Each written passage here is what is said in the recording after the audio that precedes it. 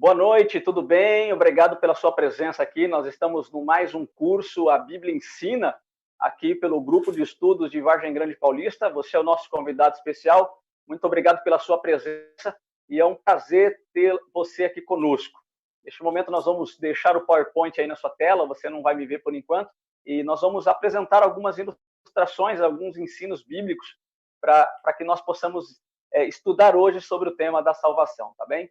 Que Deus continue nos abençoando, nos dando sabedoria para poder entender sobre a mensagem dele, e assim a gente vai conversando e dialogando. Se você tiver alguma dúvida, pode escrever para nós aí no chat, pode colocar a sua mensagem aí, ou procurar pelo WhatsApp. A maioria de vocês já tem meu WhatsApp. Pode procurar e colocar a sua dúvida ali para a gente poder discutir, conversar um pouquinho mais sobre a palavra de Deus, tá bem? Convido você agora a pegar a sua Bíblia para que juntos possamos estudar aí e aprender um pouco mais sobre a palavra do nosso Deus, tá bem? Então, com a sua Bíblia aberta aí, vamos aprender um pouquinho sobre o que Deus tem reservado para cada um de nós, tá bem? O tema de hoje, como eu já disse, nós vamos falar sobre a questão da salvação, e Deus tem reservado essa salvação de forma especial para cada um dos seus filhos, começando por aqueles que acreditam e que creem na palavra da mensagem do Deus Todo-Poderoso. Você que está nos assistindo aqui, quer seja pelo Facebook ou pela sala do Zoom, é muito bem-vindo no nosso grupo de estudos, e eu tenho certeza que irá aprender muito com a palavra de Deus. Vamos, então, avançando no nosso estudo, e antes de nós entrarmos aqui na abertura da palavra de Deus, eu quero convidar você mais uma vez para juntos fazermos uma oração, para que Deus venha nos dar sabedoria para compreender a palavra dele. Você me acompanha nesta oração? Vamos orar, então? Querido Pai que estás nos céus, neste momento nós vamos abrir a Tua palavra. O amado Filho Cristo Jesus venha nos dar sabedoria por meio do Espírito Santo para compreendermos todas as Tuas verdades. Ajuda-nos no estudo de hoje. Pedimos no nome de Cristo Jesus. Amém. Então, no estudo de hoje sobre salvação, nós vamos aprender um pouquinho daquilo que Deus tem reservado para os teus filhos, para os seus filhos, né? Então, olha só, aqui há um pequeno texto para nós. Preciso ser salvo do quê? Algumas pessoas perguntam. Você talvez nem tenha consciência que precisa ser salvo de algo, mas olhando ao redor e vendo injustiça, violência, crimes, doenças, sofrimento e tristeza, como sobreviver a tudo isso? Quem poderá salvá-lo deste mundo tão mau e com efeitos tão arrasadores? Alguém que pode salvar você e pode me salvar. A Bíblia afirma que Deus, em seu grande amor, providenciou um plano para que fôssemos libertos das terríveis consequências do mal no mundo em que vivemos. Todos os problemas deste mundo existem por causa do pecado. E Jesus Cristo veio a este mundo para nos libertar do pecado e da morte, que é a consequência final do pecado. Ok? Pergunta número 1 do nosso estudo. Que provisão fez Deus para salvar o ser humano? Então, se você abrir a sua Bíblia aí, olha só, no livro de João, no capítulo 3, no versículo 16, é um texto extremamente conhecido por cada um de nós, e nesse texto diz exatamente o seguinte: porque Deus amou o mundo de tal maneira que entregou o seu Filho unigênito, o seu único Filho, para que todo aquele que nele crê não pereça, mas tenha a vida eterna. Essa é uma primeira verdade que nós vemos aqui com relação à salvação, que Deus deu, ele entrega o que ele tem de melhor para poder nos salvar. Essa foi a provisão de Deus para salvar o homem. Segunda pergunta do nosso estudo: como Jesus descreveu a sua missão? Qual é o papel de Jesus? O que ele veio fazer neste mundo? Olha só, é claro isso. No livro de Lucas, no capítulo 19, no versículo 10, diz o seguinte: porque o Filho do Homem veio buscar e salvar quem? O que se havia perdido. O Filho do Homem veio buscar o perdido. Então, todos nós que nos consideramos pecadores, estamos diante aqui, então, da promessa de Deus de que o seu Filho, o seu único Filho, veio ao mundo para poder buscar e salvar os pecadores. E graças a Deus por isso. Ele veio nos buscar, veio nos salvar. Tá bem? A próxima pergunta nossa aqui é: Jesus cometeu algum pecado? Você que está nos assistindo agora, Você acredita que Jesus cometeu pecado? Olha só o que diz aqui em Hebreus, no capítulo 4, versículo 15. Diz o seguinte: porque não temos um sumo sacerdote que não possa compadecer-se das nossas fraquezas. Porém, nós temos um sumo sacerdote que, como nós, em tudo foi tentado, mas sem pecado. O texto de Hebreus, capítulo 4, verso 15, diz que Jesus foi tentado em todas as coisas, foi tentado assim como nós somos tentados. Mas, contudo, Jesus não pecou, ele nunca pecou, ok? Ele é santo, ele é justo, e ele viveu uma vida sem pecado. É por isso que ele é reconhecido como sendo o segundo Adão. Pergunta número 4. Como Jesus pagou a dívida do homem? Como é que ele pagou isso? Vamos ver o que diz o texto aqui de Isaías, capítulo 53, versículos do 3 ao 6. É um texto extremamente belíssimo, falando sobre a vida e morte do Cristo. Diz o seguinte: era desprezado e o mais rejeitado entre os homens, homem de dores e experimentado nos trabalhos, e como um de quem os homens escondiam o rosto, era desprezado e não fizemos dele caso algum. Verdadeiramente, ele tomou sobre si as nossas enfermidades e as nossas dores levou sobre si. E nós o reputávamos por aflito, ferido de Deus e oprimido. Mas ele foi ferido por causa das nossas transgressões e moído por causa das nossas iniquidades ou pecados. O castigo que nos traz a paz estava sobre ele, e pelas suas pisaduras fomos sanados. Todos nós andávamos desgarrados como ovelha, cada um se desviava pelo seu caminho. Mas o Senhor fez cair sobre ele a iniquidade de todos nós. E esse aqui é um texto do Cristo, dizendo que esse Cristo, ele sofreu o castigo que era nosso. Como é que Jesus pagou a dívida? Ele veio sofrer o castigo que era para cada um de nós.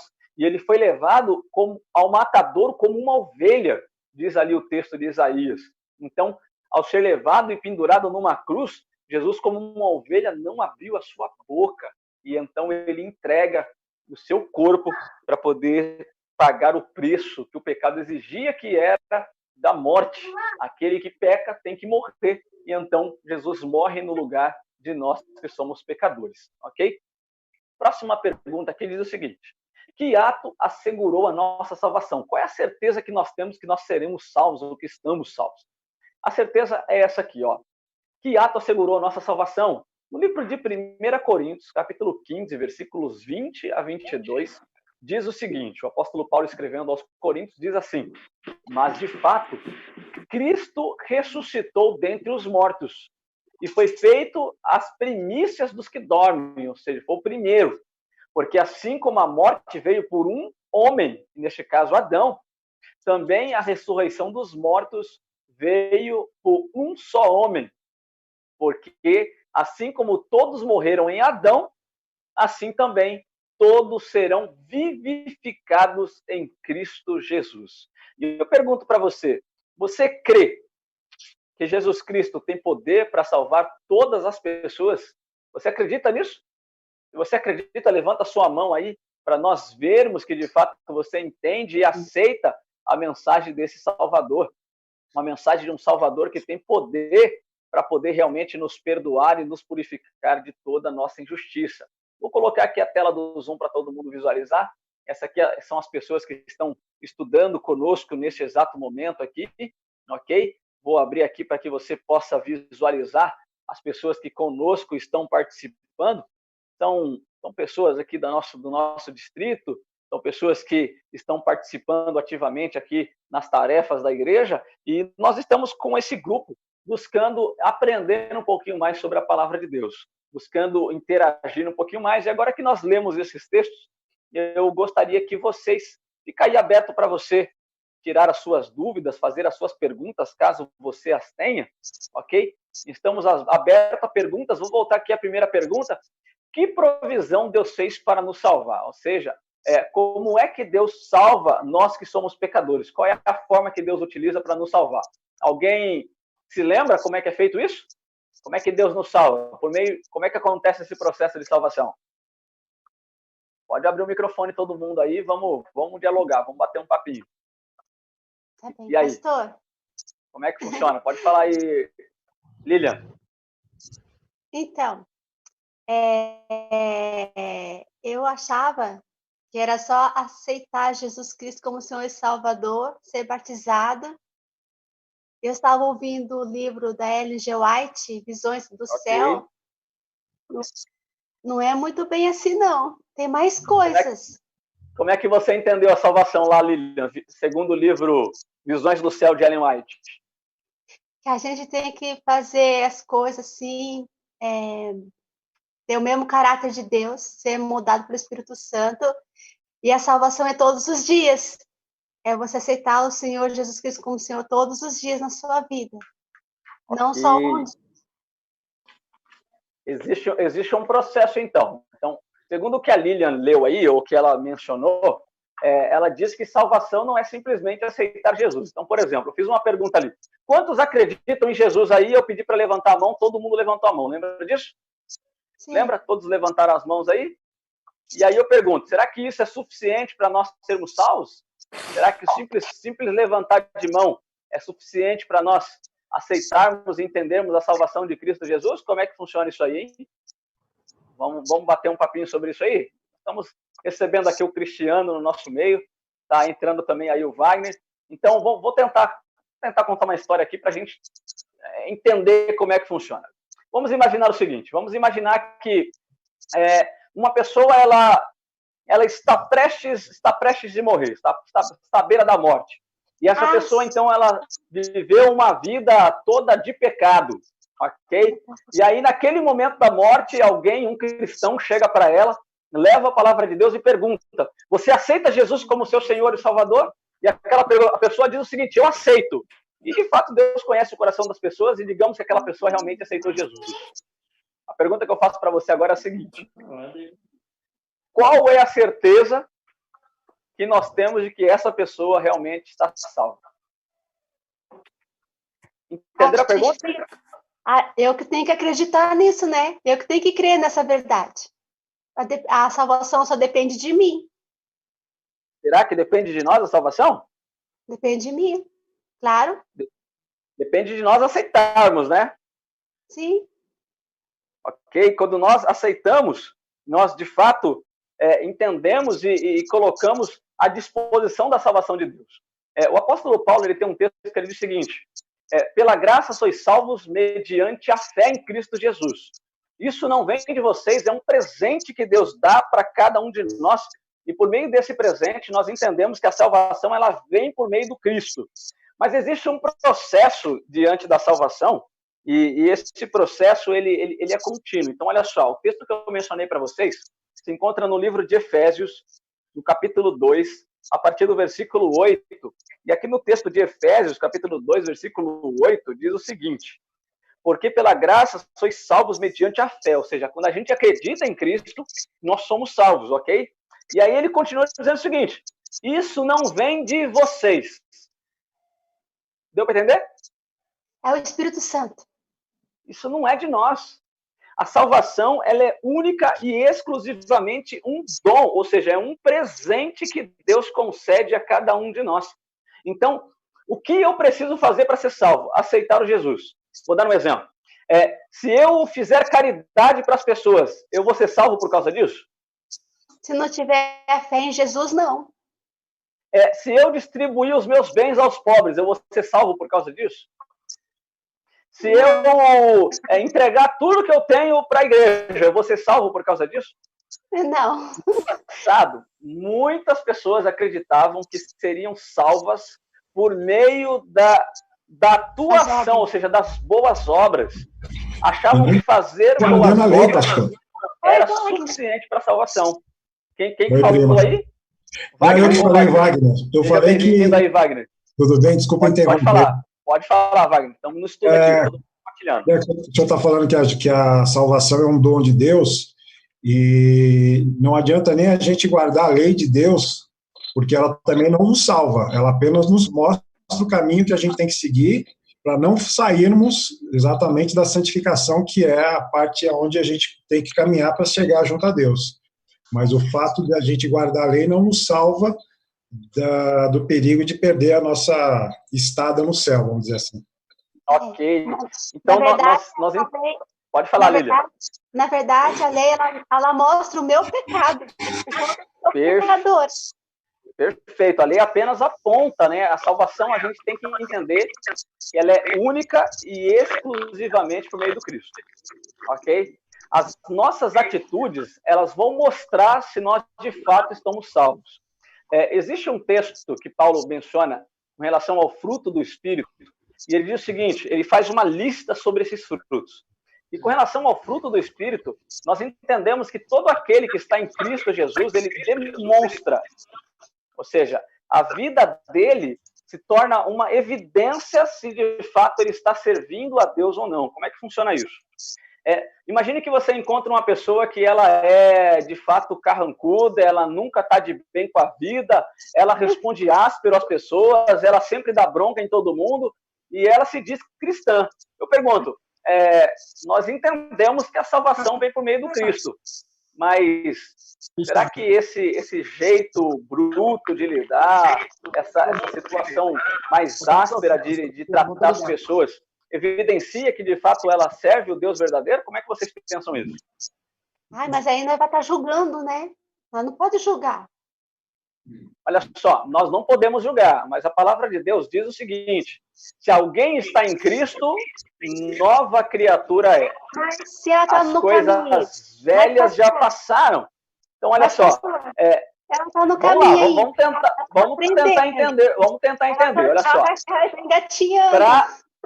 Para ser salvo apenas aceitar o Cristo. Então, eu fiz uma pergunta. Quem aceita Jesus aqui? O pessoal levantou a mão. Desde o momento que você levantou a mão, você está salvo. Agora, existe um processo para santificação. Uma caminhada. Ok? Sim. É uma caminhada. Aceitar ao Jesus mostra de que lado você está. Agora, eu pergunto. Se você anda com Jesus, a tendência não é você ser transformado à semelhança dele? Sim, a cada dia. Sim. Não é um processo? Sim. Então, olha só.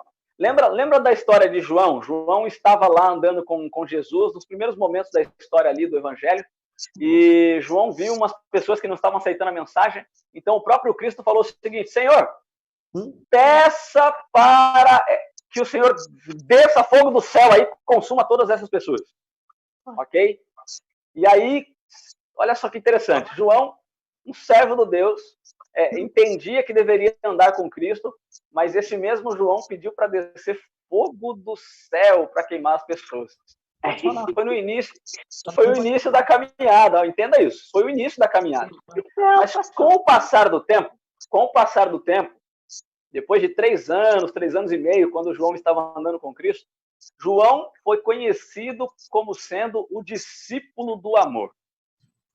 E todas as vezes que você lê a carta que João escreveu ali, tanto 1 João, 2 como 3 João, ele gosta de usar uma expressão falando o seguinte, filhinhos, uma expressão carinhosa, uma expressão de amor. E João relata isso porque ele entende que os frutos que nós manifestamos demonstram de que lado nós estamos. Ok? É assim que a gente vai conhecer quem são os verdadeiros seguidores de Cristo. Ele já fala isso. Se me amardes, guardareis os meus mandamentos. Ou seja, o amor é um exemplo, é uma demonstração se de fato nós estamos seguindo o Deus verdadeiro ou não. Ou como reconhecer, na verdade, essas pessoas. Olha só, eu vou ler um texto aqui que se encontra no livro de Mateus, no capítulo 7, versículo 24. Você tem a sua Bíblia aí e quiser nos acompanhar, o texto está no livro de Mateus, no capítulo 7, a partir do versículo 24, ok? Abra sua Bíblia aí no texto de Mateus, capítulo 7, versículo 24, eu vou ler daí em diante. Você está com a sua Bíblia aí? Vamos lá, então. Aqui diz o seguinte. Todo aquele, pois, que ouve estas minhas palavras e as pratica, será comparado a um homem prudente que edificou a casa sobre a rocha. Ou seja, se nós que aceitamos Cristo e já estamos salvos, agora, para se santificar, precisamos ouvir as palavras de Cristo e permanecer nestas palavras, ok? precisamos permanecer na palavra de Cristo. E aí ele continua dizendo o seguinte: caiu a chuva, transbordaram os rios, sopraram os ventos e deram com ímpeto contra aquela casa, que não caiu, porque ela fora edificada sobre a rocha. E todo aquele que ouve as minhas palavras e não as pratica, será comparado a um homem insensato que edificou a sua casa sobre a areia. Caiu a chuva, transbordaram os rios, sopraram os ventos e deram com ímpeto contra aquela casa, e ela desabou, e foi grande a sua ruína. Por que foi grande a sua ruína? Porque salvação, como eu já disse aqui, é um processo, é um caminhar com Deus, não é apenas aceitar o Cristo, você tem que viver com o Cristo. E viver com o Cristo é colocar as palavras dele em prática. Pois todo aquele que conhece o Cristo e não pratica as suas verdades é mentiroso.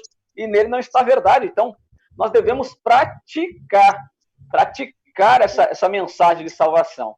Assim como no passado, a salvação ela vinha por meio do Cristo, por meio da graça de Cristo, ela também acontece no futuro, ok? Nós lemos lá no texto de Efésios, capítulo 2, versículo 8, dizendo que a salvação, ela vem por meio de quê? Por meio da graça de Jesus, ok? Ela vem por meio da graça. E além da salvação vir pela graça de Cristo, ela sempre foi dessa forma. Como assim, pastor? Desde que mundo é mundo, salvação acontece por meio da graça do Cristo Jesus. Quer ver um exemplo? Leia para mim o livro de Gênesis, capítulo 15, versículo 6. Quem pode ler para nós? Livro de Gênesis, capítulo 15, versículo 6. Ok? Lá fala sobre a questão de uma pessoa importante da Bíblia aí, Abraão. E o que diz aí sobre Abraão? No livro de Gênesis, capítulo 15, versículo 6. Quem pode ler para nós esse texto? Eu. Lê para nós aí, Lilian. E creu ele no Senhor, e foi-lhe imputado isto por justiça. Ou seja, olha só, Abraão creu em Deus e isso foi colocado nele, ou seja, foi imputado, não era algo próprio dele, foi algo que foi concedido a ele. Então, dessa forma, nós entendemos que assim como a salvação no Novo Testamento ela vem por meio da graça, salvação no Antigo Testamento não era também por meio de obras. Salvação sempre foi por meio de graça. Sempre. Ok? Eu quero compartilhar com vocês um texto que se encontra no livro de Gênesis e a gente vai entender essa ideia de salvação. Olha só. Lá no livro de Gênesis, quando entra o pecado no mundo e então vem a necessidade da salvação, nós lemos algumas passagens aqui interessantes. Olha só. Se você ler a sua Bíblia aí no livro de Gênesis, vamos abrir aí, olha só. Na sua Bíblia, no livro de Gênesis, nós temos aí no capítulo 3 a introdução do pecado no mundo. Então, nós sabemos ali que por causa da desobediência entrou o pecado no mundo. E por causa da morte, desolou todas as pessoas. Ou seja, por causa de um homem, como nós lemos o texto lá, entrou o pecado no mundo, que é o texto de Romanos, capítulo 5, versículo 12. Nós entendemos que por causa do Cristo, a salvação também é entregue a todos. Agora, olha só, se Adão e Eva pecaram e eles precisavam ser salvos, eu te pergunto, o que Adão e Eva fizeram para serem salvos? Qual foi a atitude deles para ser salvos? Eles pegaram tudo que tinha e deram para Deus, foi assim? Não. Eles entregaram ofertas para Deus. Ah, não, calma aí, já sei. Eles praticaram boas obras para poder ser salvo. Foi assim que Adão foi salvo? Foi assim que Eva foi salvo? Jandira, você que está nos assistindo aí, como é que Adão foi salvo, Jandira? Será que ele fez alguma coisa para ser salvo? Será que ele, de repente lá, não sei, ele entregou a casa dele para ser salvo? Adão entregou o carro para ser salvo? O que Adão fez? Será que Adão deu dinheiro para ser salvo? O que Adão fez para ser salvo? Vamos ler o texto. Olha só. Se nós lermos o nosso texto aqui no livro de Gênesis, capítulo 3, nós entendemos que o homem pecou por causa da desobediência. Ok? Nós vamos ler aqui, então, o seguinte, olha só. Vamos avançar aqui um pouquinho. A partir do versículo 15 de Gênesis, capítulo 3, ok? Gênesis, capítulo 3, nós vamos ler aqui o verso 15 da nossa Bíblia. Nós vamos entender um pouquinho sobre isso, tá bem? Olha só, vamos lá, vamos todo mundo aqui abrir Gênesis, capítulo 3, e nós vamos ler aqui a partir do versículo 15, olha só, Deus faz uma promessa, ele fala o seguinte: porém inimizade entre ti e a mulher, entre a serpente e a mulher, o ti aqui é a serpente, entre ti e a mulher, entre a tua descendência da serpente e o seu descendente. Este lhe ferirá a cabeça e tu, serpente, lhe ferirás o calcanhar. É a promessa do Cristo, ok? Cristo é aquele que vem e esmaga a cabeça da serpente. Essa é a promessa de salvação. Pergunto, o que Adão fez aqui para poder receber essa promessa? Ele não tinha feito absolutamente nada. Ele estava apenas ouvindo a mensagem de Deus. Agora que Adão percebe que existe esperança para ele, ok? Neste momento, Adão ele toma uma atitude. E olha só o que acontece aqui. Eu vou ler para vocês aqui, ó, a partir do versículo 20. Até o começo do capítulo 3 do livro de Gênesis, ou seja, Gênesis capítulo 1, Gênesis capítulo 2, e no comecinho de Gênesis capítulo 3, qual era o nome da esposa de Adão? Alguém sabe? Não tinha Eva. nome ainda. Ela tinha nome, sim. Qual que era o nome Eva, dela? né? Já E tinha aí, nome, será que é Eva? Vamos fazer uma enquete aqui, então. Vamos lá. Vamos abrir não todo tinha mundo nome. aqui. Vamos Até ver eu aqui. sei que é Eva. Será? Não, Se tem outro nome aí, eu não sei, mas que eu Vou sei é levar Eva. aqui todo mundo agora aqui, ó. Vamos fazer uma enquete aqui. Todo mundo aparecendo no vídeo aí. Libera o seu áudio aí, ok? Você que está nos assistindo aí, libera o seu áudio. Vamos lá. Eu quero perguntar para você o seguinte. Bem-vindo aí, Tânia. Bem-vindo, Luísa. Ok? Está entrando aí também a Sandra. A enquete que eu estou fazendo aqui, a pergunta que eu estou fazendo para vocês é o seguinte. Qual o nome dela de Eva? Foi Adão. Qual era o nome da esposa de Adão no livro de Gênesis, capítulo 1, capítulo 2 e comecinho do capítulo 3? Qual era o nome da esposa dele? Quem acredita que é Eva, levanta a mão. Vamos lá. Não tinha que é Eva, nome. levanta a mão. Vamos lá. Então, alguns levantando a mão aí. Não tinha nome? Opa, era um indigente? Ela tinha nome sim, vamos lá. O nome dela veio no finalzinho do capítulo 3. Então, vamos lá, olha só. Eu vou ler para vocês aqui o capítulo 2, versículo 23. Não, eu já fiquei triste porque quase Deus não criou a mulher, né? Se Adão Olha não se sentisse só. nem nascer. Deus criou e deu um nome, olha só, vamos lá. Capítulo 2 do livro de Gênesis, versículo 22 diz o seguinte. Vou ler o 23. 22 para contextualizar. Diz o seguinte. E a costela que o Senhor Deus tomara ao homem, transformou-a numa mulher e trouxe. Então ali surge a mulher, ok? E disse então o homem, essa afinal é osso dos meus ossos, é carne da minha carne. Chamar-se-á varoa. Qual é o nome dela? Varoa. Varoa. E o nome dela é varoa porque ela do varão foi tirado. Então, olha só, traduzindo para os dias de hoje, assim como eu entendo que varão é homem, varoa é mulher. Então, o nome da esposa de Adão, nos primeiros livros da Bíblia, é mulher. É varoa, é mulher. Esse é o nome dela, ok? O nome dela é mulher. Então, mulher não é uma categoria, mulher é um nome. Varoa não é uma categoria, é um nome. O nome dela era varoa. Olha só, Adão casou com varoa. Agora, vamos ver o que acontece no livro de Gênesis, capítulo 3. Olha só. Adão sabia que se comesse do fruto ia morrer. Lembra disso? Está lá no livro de Gênesis, capítulo 3, logo no comecinho. Diz assim, mas a serpente mais sagaz que todos os animais selváticos perguntou então à mulher, olha só, é assim que Deus disse? Não comereis de toda a árvore do jardim?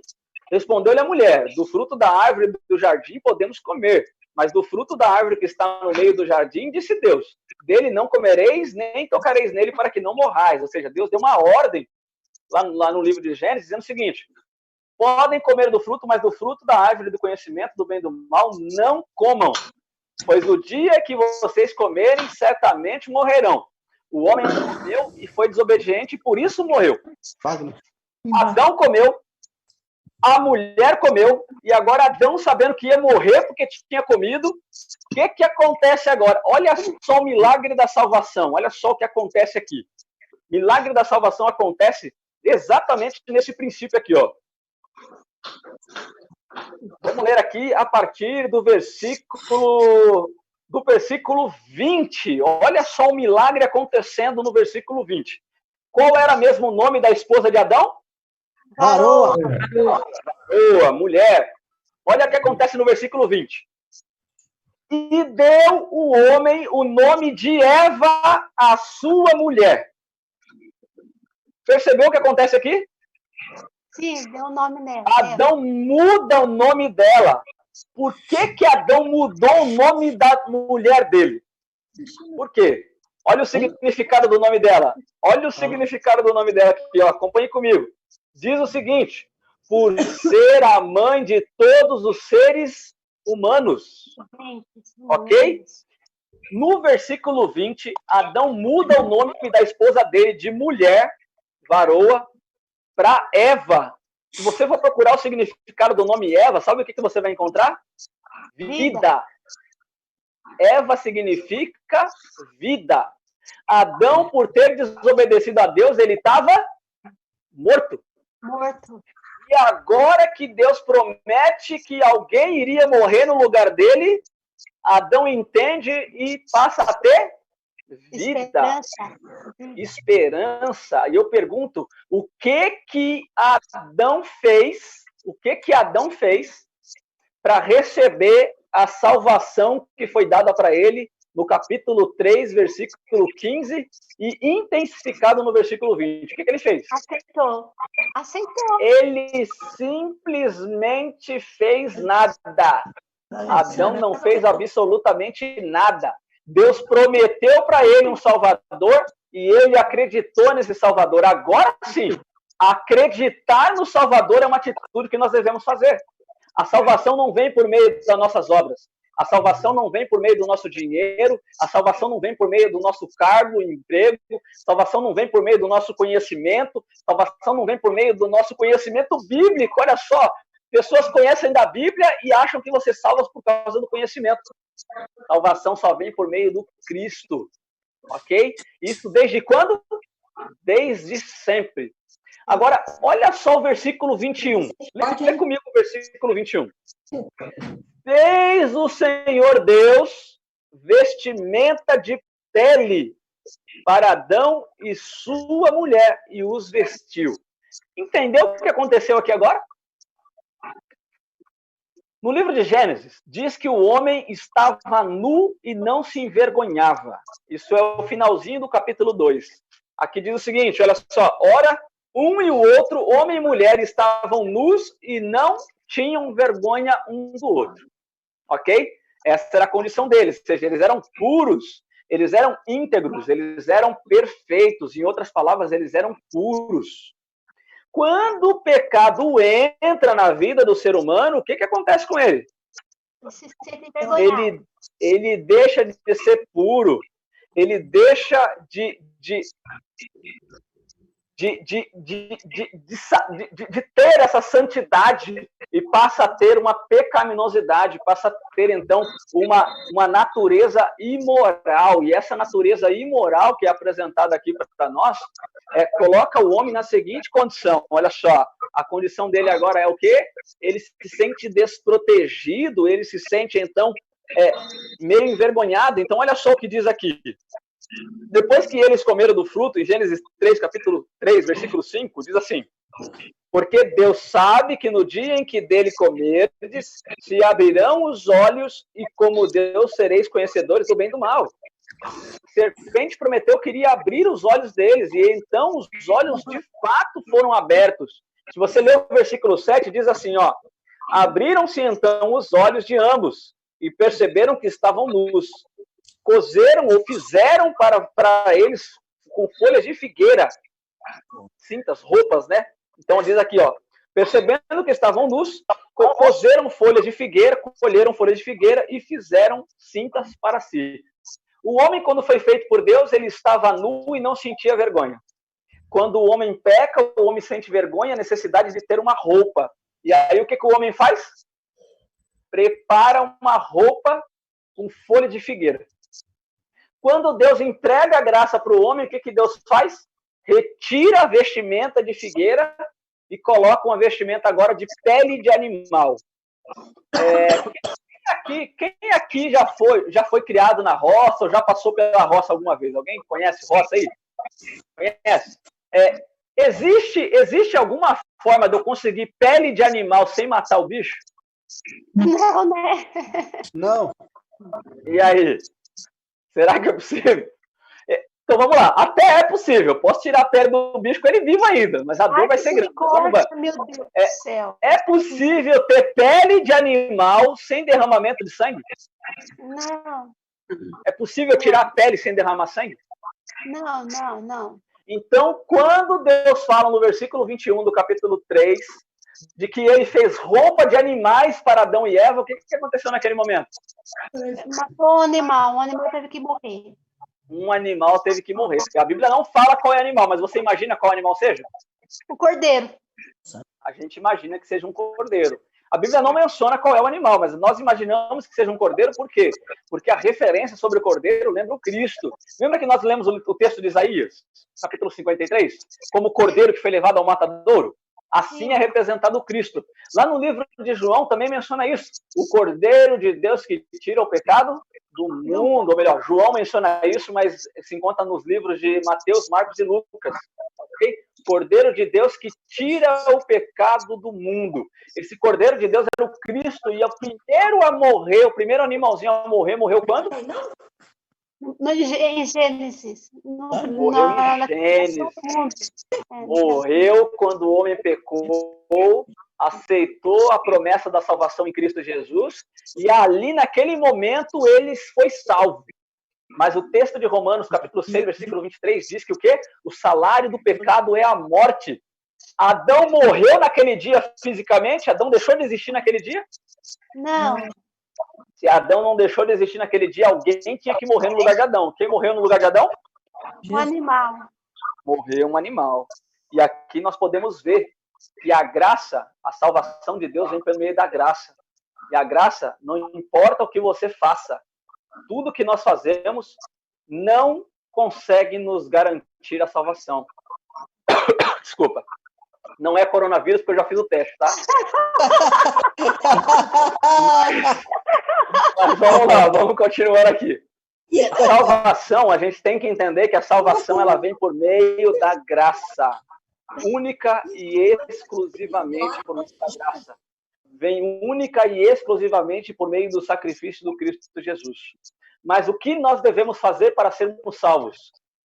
Crê no Senhor Jesus e será salvo tu e a tua casa. Isso é o que a gente precisa fazer. A gente precisa crer no Senhor Jesus. A gente precisa confiar em Cristo Jesus, ou seja, confiar que de fato ele tem poder para nos salvar, ok? Confiar que ele tem autoridade para isso. Lilian, pergunta, diz aí para nós. E como que será salvo tu e tua casa? A ideia desse tu e tua casa é mais pela perspectiva do exemplo, ok? Levando em consideração que naquela época a figura masculina era a figura patriarcal da casa e todos seguiam a figura masculina, independente de aceitarem ou não, ok? Quando o chefe da casa era convertido, a família toda tinha que ser convertida também. Isso acontecia também, se você pegar de forma histórica, no Império Romano. Quando você convertia o imperador, a nação inteira se tornava convertida. É uma forma, assim, de generalizar. Não quer dizer que todos vão praticar, ok? Mas se o imperador se converteu, a probabilidade da maioria se converter também é grande. Isso acontece ali por volta do ano 300, quando Constantino, da nossa era, 330 mais ou menos, quando Constantino, ele recebe a mensagem do evangelho ali e aparentemente ele aceita a mensagem do evangelho e se converte. Neste momento, a nação inteira praticamente se converteu, ou seja, porque o imperador estava adorando uma determinada religião e todas as pessoas do império deveriam adorar também. Os cristãos foram perseguidos até o período de Constantino. Após Constantino, as pessoas entenderam que deveria adotar a religião cristã porque o imperador havia se convertido, ok? É mais ou menos essa a ideia. o soldado ali era o chefe da casa dele, automaticamente a casa dele estaria salva porque ele levaria a salvação para ela, ok? Assim como vocês que estão nos ouvindo, uma vez que você nos ouve e aceita a mensagem de Cristo, a salvação entrou na tua casa. Isso é dito também para Zaqueu, ok? Quando Jesus vai na casa de Zaqueu, ele apresenta essa ideia de salvação de forma coletiva, ok? Aqui no livro de Lucas, no capítulo 19, conta a história de Zaqueu. E aí fala exatamente essa perspectiva, que a salvação havia entrado na casa de Zaqueu, ok? E aqui diz o seguinte, olha só, vou ler aqui para vocês. Então, está no livro de Lucas, no capítulo 19, versículo 9, diz assim: então Jesus disse, hoje houve salvação nesta casa, pois que também este é filho de Abraão. Ou seja, por que houve salvação na casa? Porque naquele momento Zaqueu aceitou a mensagem de Cristo. Para a gente caminhar para o final aqui, qual foi a atitude de Zaqueu quando aceitou a mensagem do Cristo? Olha só, isso é interessante. Zaqueu, ele aceitou o Cristo, ele chamou o Cristo para ir na casa dele, isso é fé, acreditar, confiar. Mas qual foi a atitude de Zaqueu? Zaqueu continuou fazendo tudo de errado? Ele continuou roubando as pessoas? Não, ele continuou enganando as pessoas? Não, ele mudou a conduta dele. Ou sendo corrupto com as pessoas? Não. Olha só, eu muda de atitude. Então aqui diz o seguinte, ó, todos os que viram isto murmuraram dizendo que é ele que hospeda com homens pecadores. Entretanto, Zaqueu levantou e disse ao Senhor, Senhor, resolvo dar aos pobres a metade dos meus bens. E se em alguma coisa eu tenho defraudado alguém, restituo 4 vezes mais. E eu pergunto, Zaqueu fez isso para ser salvo? Não. Então por que ele fez isso? Se arrependeu dos pecados. Ele fez isso para mostrar que estava arrependido. Ok? Então eu pergunto, você aceita a mensagem do Cristo? Você levanta a sua mão e vai dizer, eu aceito. O que vai provar para as pessoas que você de fato aceitou o Cristo como Salvador? As minhas atitudes, minha mudança de conduta. A mudança de conduta, o comportamento, ok? Que nós chamamos de santificação, vai ser num outro estudo que nós vamos fazer isso. Com relação à salvação, alguma dúvida com relação à salvação? Agora não mais. Ok? Deu para entender? Sim. Então, salvação não é pelas obras. Salvação é pela fé, salvação é pela graça, única e exclusivamente no sacrifício do Cristo. Desde quando? Desde sempre, desde a fundação do mundo. Desde o livro de Gênesis, ok? Eu não uso a expressão sempre, porque nem sempre pecado existiu, ok? Não. Ah, tá. Nós somos salvos do pecado. Quando eu uso a palavra sempre, dá a ideia de eternidade. E nem sempre o pecado existiu. Ou seja, houve um tempo em que pecado não existia. Então, a partir do momento que surge o pecado, há necessidade de salvação. E a salvação vem por meio do Cristo. Pergunta, Lilian? Pastor, mas lá no céu, quando houve a guerra lá no céu entre Lúcifer e Cristo, não houve o pecado lá? O pecado começou no céu. O pecado começou no céu. E aí eu pergunto, como é que os anjos que pecaram poderiam se salvar? Se arrependessem. Como alguns se arrependeram, né? Só arrependimento, nesse caso, é suficiente para a salvação? Não, é mudança de conduta. Não, olha só, vamos tentar entender. Nesse caso, não é o arrependimento, é o aceitar o Cristo. Ok? Alguns se arrependem, mas não aceitam o Cristo. Isso é confuso. Vou dar um outro exemplo. Satanás, se você ler o texto de Ellen White ali nos primeiros escritos, ou na História da Redenção, História da Redenção ele é um compilado, ele está falando isso melhor. Se você ler o livro História da Redenção, logo nos primeiros capítulos, você vai ver que Satanás, ele aparentemente se arrepende, mas ele não aceita o Cristo. É verdade. E aí é que está o detalhe. Quando nós nos arrependemos, mas não aceitamos o Salvador, não reconhecemos Cristo como sendo o nosso Salvador, não adianta absolutamente nada. Ou seja, crer que Jesus pode salvar é o que nós precisamos fazer. E o arrependimento de pecado, ele só demonstra de que lado nós estamos. E é isso que deve se acontecer. Satanás ele não foi salvo porque ele não aceitou Cristo. Entendi. Ok? Só para a gente aprofundar um pouquinho mais, já que tocou nesse assunto. Isso aqui não aconteceu, ok? Não aconteceu, não vai acontecer, porque depois da cruz não tem mais oportunidade para ele. Mas só para a gente tentar entender o processo, tá bem? O processo de salvação. O pecado começou no céu, ok? Começou no céu, começou com Satanás e seus anjos, ok? O que precisaria acontecer? Olha a pergunta. O que precisaria acontecer para que Satanás e os seus anjos, caso eles viessem se arrepender, o que precisaria acontecer para eles serem aceitos de novo na aliança de Deus? Deu para entender a pergunta? Sim, deu. E aí, alguém tem algum palpite? Como disse o professor Leandro Quadro, né? Pergunta capciosa essa. Bem capciosa, bem capciosa. Não sei se ficou claro, a gente termina com essa pergunta, ok? Ficou sim, mas eu não Vamos sei. imaginar que Satanás e seus anjos se arrependessem, ok? Se eles se tivessem arrependido lá no passado. Como eles fariam para poder entrar de novo na aliança de Deus? Qual seria o processo? O perdão de Deus. E aí? Perdão de Deus? Pastor. O perdão de Deus, mas tem um processo nesse perdão. Vamos lá, alguém? Eu falei, pastor. A minha opinião é que para eles voltarem a ser aceitos por Deus, Satanás teria que, antes de mais nada, reconhecer que Deus é supremo e que ele jamais poderia ser igual a ele. Ele teria que engolir o orgulho dele, que foi esse problema que fez com que ele caísse ser humilde, né? mal e fosse expulso do céu. Exatamente. Ele teria que voltar a aceitar a Deus, como ser supremo, e Jesus Cristo como também sendo Deus. Algo que ele não aceitou e que, por esse motivo, ele foi precipitado dos céus, pelo fato de ele querer ser igual a Deus. A soberba dele foi acima dos limites. Perfeito. Mas digamos que ele se humilhasse. Digamos que ele se arrependesse. Que ato precisaria acontecer para eles realmente serem aceitos por Deus? Ai, gente, eu não sei. Não sei se ficou clara a pergunta. Tânia, tá ouvindo aí, Tânia? Ok. Alguém ia ter que avalizar isso aí, né, pastor? Oi? Alguém ia ter que avalizar essa nova proposta de deles para querer ser Deus.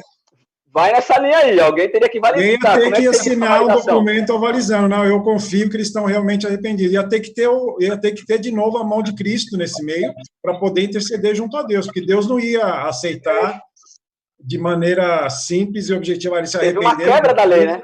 Exatamente. Da mesma forma que Cristo se colocou a nosso favor, ele teria que fazer a mesma coisa para os anjos caídos, senão Deus não iria aceitar. Exatamente, teria que fazer a mesma coisa. Vou ler um último texto com vocês e a gente termina o estudo de hoje, ok? Vamos lá. Livro de Hebreus, capítulo 9, versículo 22. Ok? Eu vou ler o versículo 20 em diante. Versículo 20 já contextualiza, fica mais fácil de nós entendermos, ok? Livro de Hebreus, capítulo 9, versículo 20. Okay? Sem derramamento de sangue não tem... Aí é o segredo. Esse é o segredo. É o segredo. Olha só, vamos ler o texto de Hebreus, capítulo 9, versículo 20, e nós vamos ler o 21. Diz aqui: dizendo, este é o sangue da aliança. Esse é o quê? Sangue da aliança. Da aliança. Quando Jesus veio aqui, ele derramou o sangue da nova aliança, ou seja, da aliança. O mesmo sangue, o sangue da aliança, o mesmo sangue que foi derramado lá no Gênesis, lá quando deu a roupa para Adão e Eva, ok? O sangue, o mesmo sangue que menciona lá em Apocalipse, o cordeiro que foi morto desde a fundação do mundo, ou seja, foi morto desde a fundação do mundo, porque sem sangue não há remissão de pecado, olha só. E ele continua, o qual Deus prescreveu para vós outros. Deus escreveu de antemão. Verso 21. Igualmente também aspergiu com sangue o tabernáculo e todos os seus utensílios. Essa ideia de aspergir o sangue no tabernáculo era purificou o tabernáculo com sangue. Verso 22, presta atenção no verso 22. Com efeito, quase todas as coisas, segundo a lei, se purifica com Sangue. sangue. Sem sangue não há remissão de pecados. Para que Satanás e os anjos, se por acaso tivessem se arrependido, era necessário Cristo morrer. Porque sem sangue não há remissão de pecados. Em outras palavras, Jesus Cristo teria que morrer de qualquer maneira, porque sem sangue não há remissão de pecados. Okay? Então, se Satanás então tivesse se arrependido lá no céu e fosse sério, Cristo ia morrer por ele lá mesmo? Vou responder essa pergunta com um texto extremamente conhecido, ok? Quando Cristo morreu na cruz, ele morreu para salvar quem? Todo mundo. Vamos ler lê aí o que está nesse livro de João, não precisa nem abrir. João capítulo 3, versículo 16. O que diz lá? Deus amou o mundo de tal maneira que enviou teu Filho unigênito para morrer, e todo aquele que nele crê não pereça. Cristo não creu em Cristo. Eu vou ler de uma forma pausada para a gente prestar atenção no que está acontecendo. Olha só. Diz o seguinte. João, capítulo 3, versículo 16. Porque o Pai amou o mundo de tal maneira que entregou o Cristo para que todo aquele, quer seja homem, quer seja anjo, quer seja qualquer outro ser, todo aquele que nele crê não vai perecer, mas vai ter a vida eterna. Okay? Para ir mais longe sobre isso, se você ler o livro aí, Visões do Céu, você vai encontrar alguns trechos do livro dizendo o seguinte, que Satanás, o História da Redenção também fala isso, Satanás corrompeu, não foi um terço do céu, foi metade do céu. Misericórdia. Okay? Metade do céu aceitou os artifícios de Satanás. Que é okay? Isso, né, gente? Acontece que uma parte desses anjos se arrependeram e voltaram. Sim. E então apenas um terço caiu. Sim. Ok? A pergunta que eu faço para você agora é a seguinte: o que aconteceu com os anjos que se arrependeram? Eles ficaram esperando, né?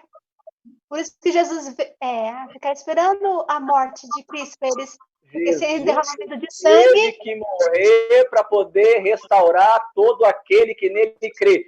Todo aquele que nele crê, não é todo homem que nele crê. Todo ser que crer em Jesus, quer seja homem, quer seja anjo, vai ser salvo por meio do sangue do Cordeiro. Okay? Até os anjos foram salvos também. Eu quero terminar. Eu estou falando que vou terminar, já tem meia hora, né? Mas agora Lília, agora você deixa eu terminar, Lília. Tá bom? Vamos lá. Eu quero ler só mais um textinho com vocês, tá bem? O texto que fala sobre a guerra no céu é o texto de capítulo 12 de Apocalipse.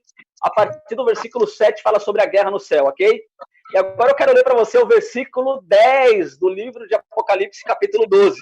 Apocalipse, capítulo 12, versículo 10, diz o seguinte, acompanhe comigo a leitura.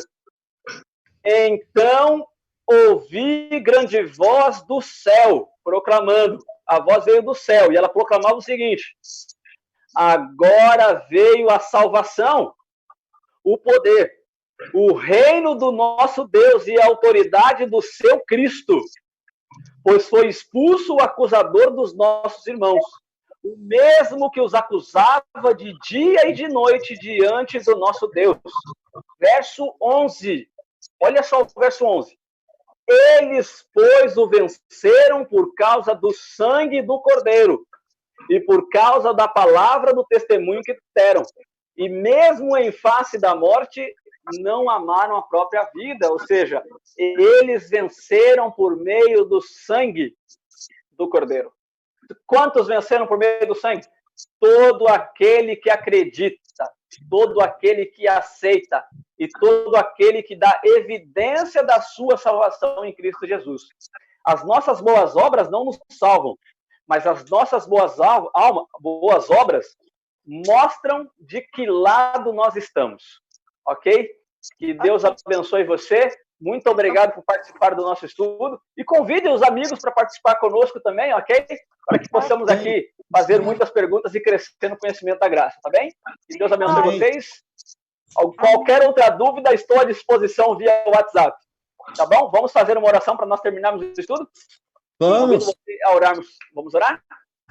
Querido Deus e Pai, como é bom poder estudar a Tua palavra. Que o Senhor venha transformar a nossa vida e nos dar condições de levar a mensagem de salvação a todo o mundo em nossa geração. Obrigado porque todo aquele que pecou pode ser resgatado e realmente salvo por meio do sacrifício de Cristo Jesus.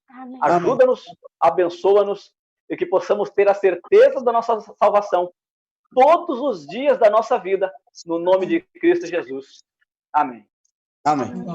Boa noite, obrigado pela sua presença. E você é meu convidado para a semana que vem estudarmos juntos. Sexta-feira, 19h30, você tem um encontro marcado comigo. Que Deus abençoe você. E muito obrigado pela sua presença e por você também que nos assiste aí pela internet. Obrigado pela sua presença, tá bem?